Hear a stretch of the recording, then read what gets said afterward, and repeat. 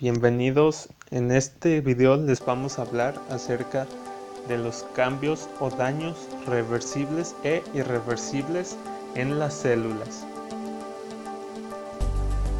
Las lesiones celulares se producen cuando las células son sometidas a un estrés de un modo intenso y continuo del que no pueden adaptarse. También estas lesiones se pueden dar a causa de agentes dañinos como son las toxinas. Cuando una célula sufre un estímulo lesivo o un estrés, puede adaptarse a este estrés o daño. Si la célula es incapaz de adaptarse, sufre lesión celular e incluso sufrirá la muerte. La hipertrofia es el aumento del tamaño de las células. A consecuencia de este aumento, también crece el tamaño del órgano o tejido donde se encuentran estas células. Estas células que sufren la hipertrofia tienen una capacidad limitada de replicación. Un ejemplo sería la hipertrofia que sufre el útero durante la gestación, donde las células sufren una hipertrofia muy grande y aumenta muchas veces el tamaño del útero.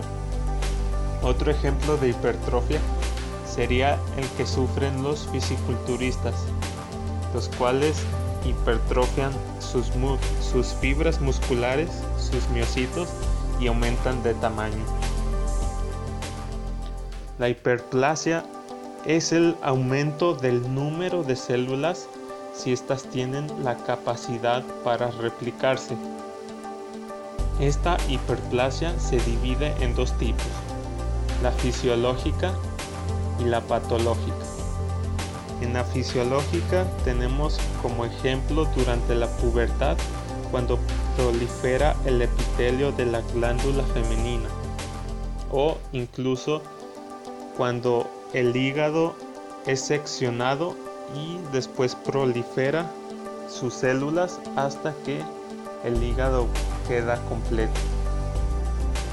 Un ejemplo de hiperplasia patológica es causada por una estimulación excesiva hormonal. La atrofia se define como la reducción del tamaño de las células por pérdida de sustancia celular. Cuando un número muy grande de células es afectado, el tamaño del tejido u órgano disminuye.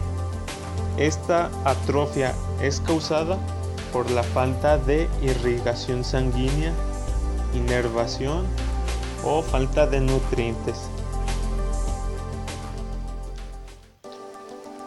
La metaplasia es el cambio reversible en el que un tipo de célula adulta es sustituido por otro tipo de células adultas. Estas células que sustituyen a las anteriores tienen una mayor capacidad de estrés. Por ejemplo, en la tráquea y en los bronquios de personas fumadoras, el epitelio cilíndrico es sustituido por células escamosas estratificadas. Ahora, los acúmulos intracelulares son la acumulación de sustancias que pueden ser proteínas, carbohidratos o lípidos, dando lugar a veces a lesiones celulares.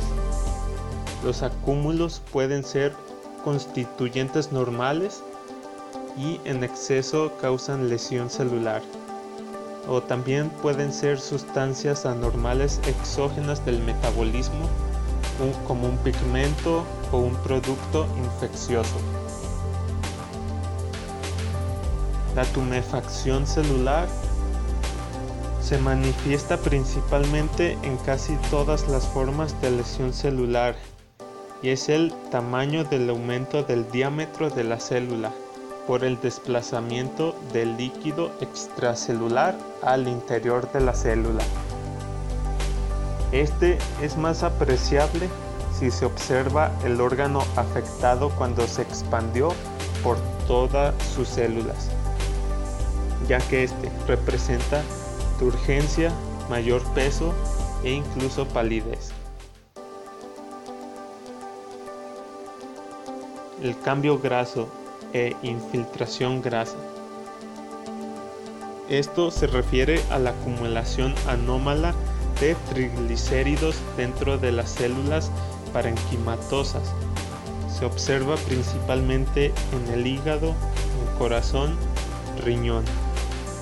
Es causado por toxinas, malnutrición proteica,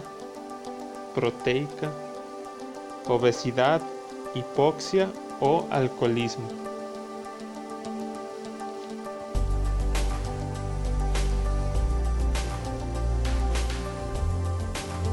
Cambio graso e infiltración grasa. A esto se refiere la acumulación de lípidos dentro de las células del estroma del tejido conectivo. Se ve por lo general en el corazón y en el páncreas, apareciendo los adipocitos dentro del estroma del tejido. Es un fenómeno reversible.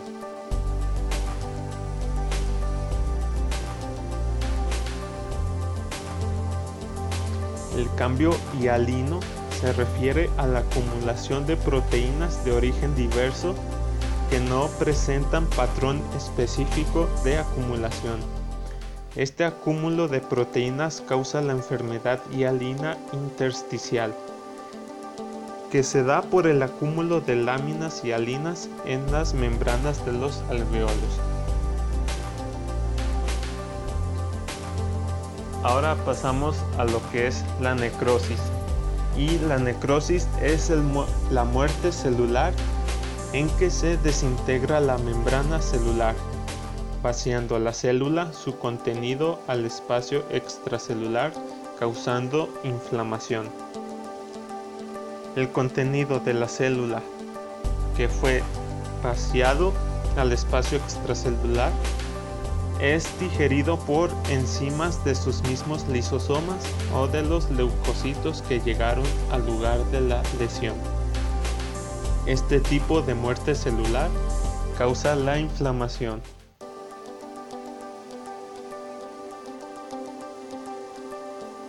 La necrosis además se identifica por los cambios que puede causar en el citoplasma, ya que presenta un mayor tinción rosado cuando son preparados con eosina y vistas al microscopio.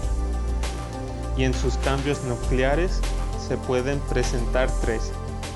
El primero es que la ruptura del ADN. El segundo, la basofilia de la cromatina se pierde. Y en tercer lugar, el núcleo de la célula se retrae y se tiñe con más intensidad a colorantes básicos. Ahora, en la necrosis tenemos distintos tipos que se pueden identificar macroscópicamente. Primero, tenemos la necrosis coagulativa, que es en la primera imagen. Este tipo de necrosis se conserva la forma del tejido afectado. Es común en los infartos y en los órganos sólidos. En segundo lugar, tenemos la necrosis gangrenosa, que es un término clínico que se da a la afectación de algún miembro por la falta de irrigación sanguínea, lo que hace que los tejidos o los miembros se vuelvan de un color oscuro, negro o morado.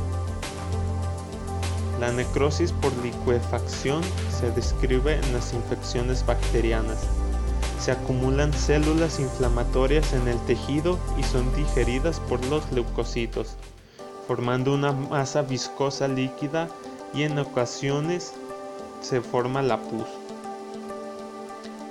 Después tenemos la necrosis gaseosa, que se produce sobre todo en infecciones tuberculosas. En este caso, el tejido u órgano tiene un aspecto blanco como el queso. La zona de necrosis se rodea de inflamación y la estructura se destruye completamente. La necrosis grasa es en un área focal de destrucción de grasa, producida por la liberación de lipasas pancreáticas. En este caso, las lipasas pancreáticas hacen la licuefacción de membranas adiposas de células como los adipocitos, haciendo áreas blanquecinas parecidas a la tiza. La necrosis fibrinoide es una forma especial de necrosis que se reconoce con microscopía óptica. Se halla en reacciones inmunitarias donde se depositan anticuerpos en las paredes de las arterias. Estas, junto con la fibrina, dan un aspecto rosa brillante cuando se tiñen con eosina y hematoxilina.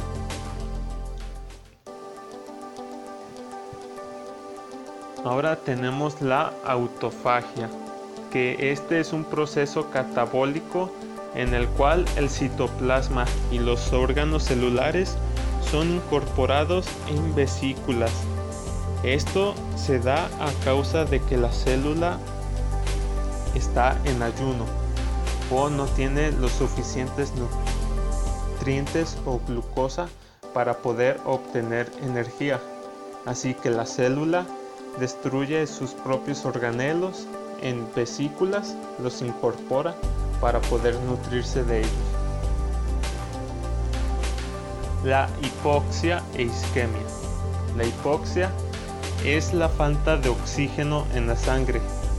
Esto puede causar la atrofia, ya sea de un órgano o un tejido donde haya falta de oxígeno en la irrigación sanguínea.